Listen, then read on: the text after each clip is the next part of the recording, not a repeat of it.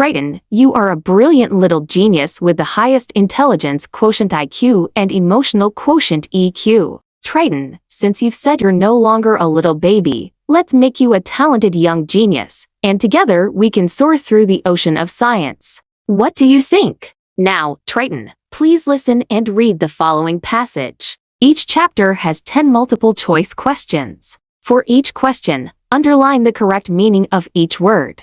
Exploring the tiny world, understanding atoms, molecules, and the building blocks of everything in the universe including stars, sun, moon, trees, iPhones, planes, flowers, mountains, you and my introduction. The fascinating world of tiny particles. Do you ever wonder what everything around you is made of? The world seems full of things we can see, touch, and interact with. But if we look closely enough, we can find that all of these objects are made up of incredibly small parts, so small that we can't see them with our eyes. To understand the world around us, we need to dive deep into the fascinating world of tiny particles. This article is going to take you on a journey through the microscopic world of atoms, electrons, protons, neutrons, quarks, molecules, compounds, and mixtures. These are the building blocks of everything. Chapter 1. The basics of atoms. At the most fundamental level, everything in the universe is made of tiny particles called atoms. Whether you're looking at your favorite toy, the trees in your yard, or even the air you breathe, they are all made of atoms. In fact, atoms make up everything you can touch, see, or feel. But what exactly are atoms, and what are they made of? Let's take a closer look. What is an atom? An atom is the smallest unit of matter that still has all the properties of an element. It's like a tiny building block that combines with other atoms to create everything around us. You can imagine atoms as being so small that they are beyond what we can see with the naked eye. To understand how tiny atoms are, think about this. If you zoomed in on just one grain of sand, you would find that it contains billions of atoms. Even though atoms are incredibly small, they are also incredibly important. Everything you can touch and feel is made of atoms. But what exactly is an atom made of? That's where things get really interesting. Chapter 2. The parts of an atom: electrons, protons, and neutrons. An atom is made of 3 main parts: electrons, protons, and neutrons. Let's take a closer look at each part and see how they all work together to form an atom. Electrons, the fast movers. Electrons are tiny particles that orbit around the nucleus of the atom. They are much lighter than protons or neutrons, and they carry a negative charge. You can think of electrons as little fast-moving particles zooming around the atom, like planets orbiting the sun. The electrons are found in regions called electron shells or energy levels. These levels can hold different numbers of electrons, and they are always moving around the nucleus at incredibly fast speeds. Electrons are important because they help atoms form bonds with each other. The way atoms share or transfer electrons is key to forming molecules and compounds, which make up everything we see and use. Protons, the positive core of protons, are found in the center of the atom, in a region called the nucleus. Unlike electrons, protons carry a positive charge. Think of them like a little plus sign. Protons are much heavier than electrons and help determine what kind of atom an element is. The number of protons in an atom is called the atomic number, and it defines the element. For example, if an atom has 1 proton, it is hydrogen. If it has 6 protons, it is carbon. Each element has a unique number of protons, and this number is what makes elements different from each other. Neutrons, the neutral team players. Neutrons are also found in the nucleus of the atom, along with protons. Neutrons are similar to protons in terms of size and mass, but unlike protons, neutrons have no electrical charge. They are neutral. Neutrons are very important because they help keep the protons from repelling each other. Protons all have a positive charge, and because like charges repel, neutrons help hold the nucleus together. Without neutrons, the protons would push each other apart, and the atom would fall apart. Together, protons and neutrons form the nucleus, which is the dense center of the atom, while the electrons spin around the outside in different levels. Chapter 3. The nucleus and quarks. Going deeper into the atom now, let's take a step deeper into the nucleus of the atom and explore what protons and neutrons are made of. This is where we encounter even tinier particles known as quarks.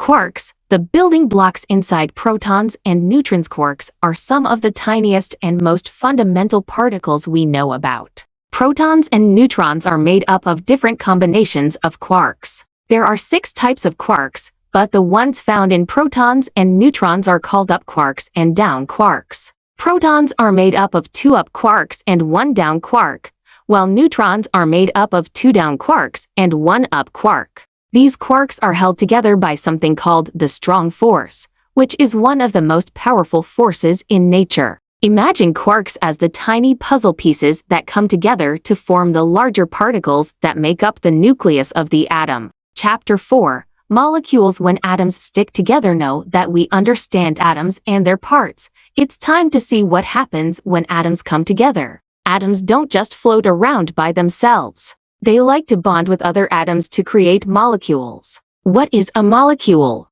A molecule is a group of 2 or more atoms that are chemically bonded together. Atoms form molecules by sharing or exchanging electrons. This bond between atoms is strong and holds the molecule together, giving it special properties that are different from the individual atoms. For example, when 2 hydrogen atoms H combine with 1 oxygen atom O, they form a water molecule HO. This is a simple example, but molecules can be much more complex too. Molecules are everywhere. From the oxygen we breathe to the DNA inside our cells, molecules are the foundation of life. When you look at a piece of wood, a pencil, or even the air, you're really seeing molecules in action. Different types of bonds between atoms. When atoms bond together to form molecules, there are different ways they can do it. The 2 most common types of bonds are covalent bonds and ionic bonds. Covalent bonds. In covalent bonding,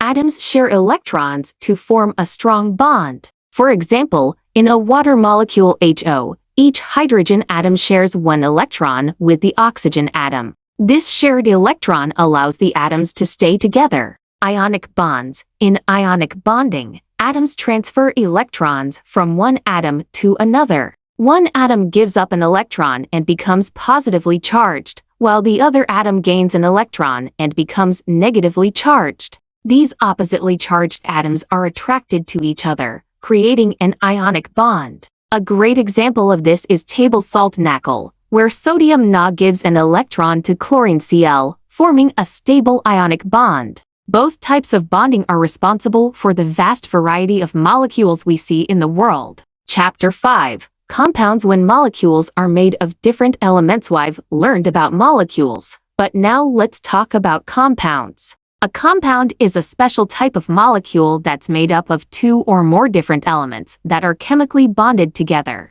What is a compound? A compound is a substance that is made from 2 or more different elements that are bonded together. Unlike a mixture, where the individual parts keep their own properties, a compound's properties are usually different from the elements that make it up. For example, water HO is a compound made from 2 elements, hydrogen H and oxygen O. Although hydrogen is a gas and oxygen is also a gas, when they bond together to form water, they create a liquid with completely different properties. Some common examples of compounds include salt NaCl, made of sodium Na and chlorine Cl. Carbon dioxide CO, made of carbon C and oxygen O. You might have heard about carbon dioxide in relation to how plants breathe in and out. Compounds are incredibly important in chemistry because they have unique properties that allow them to perform different functions. For example, the carbon dioxide compound is what plants need to make food through the process of photosynthesis. Chapter 6. Mixtures. When things are combined, but don't bond. Not everything in the world is a compound. Sometimes things come together, but they don't form chemical bonds. When substances are mixed but don't form new compounds, we call this a mixture. What is a mixture? A mixture is a combination of 2 or more substances that are not chemically bonded together. In a mixture, each substance keeps its own properties. This means that the individual parts of a mixture can usually be separated out by physical means, like picking them apart, filtering them, or using a magnet. Mixtures can be heterogeneous or homogeneous.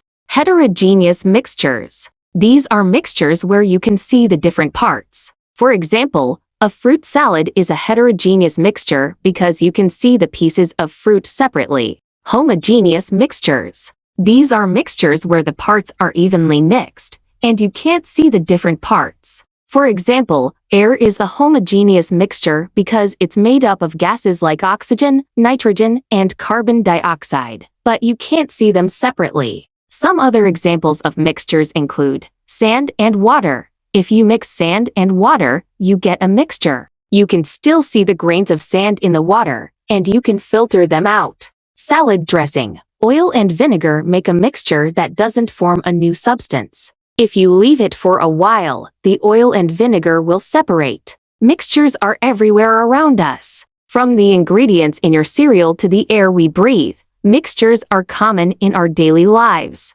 Chapter 7. The science of chemical reactions. Know that we know about atoms, molecules, compounds, and mixtures. Let's talk about something exciting: chemical reactions. A chemical reaction happens when atoms and molecules rearrange to form new substances. In a chemical reaction, bonds between atoms are broken, and new bonds are formed. This is how new compounds are made. For example, when you bake a cake, a chemical reaction happens between the ingredients. The flour, sugar, eggs, and other ingredients mix together to form a new substance, cake. Similarly, when we burn wood, a chemical reaction occurs between the wood and oxygen, creating new substances like carbon dioxide (CO) and water (HO).